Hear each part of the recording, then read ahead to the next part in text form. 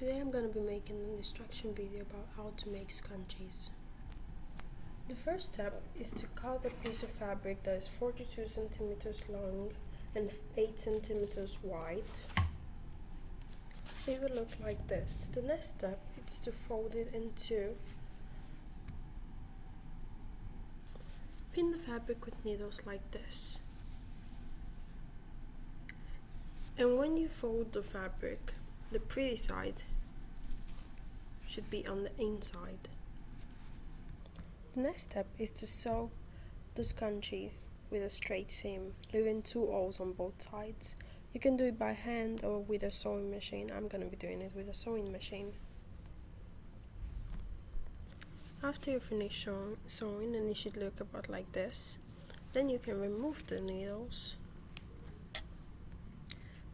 and turn the scrunchie upside down, or inside out, more like it. You turn it inside out, kind of like this.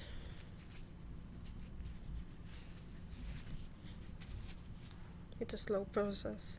If you did it right, your scrunchie should look like this after turning it inside out, with the pretty side on the outside and all the sewing lines on the inside. The next step is cutting an elastic band that's about half the size of your scrunchie. It has to be stretchy, so the elastic band should be about this long. You should insert the scrunchie or the elastic band in the scrunchie like this. You can use a security pin so it goes in well.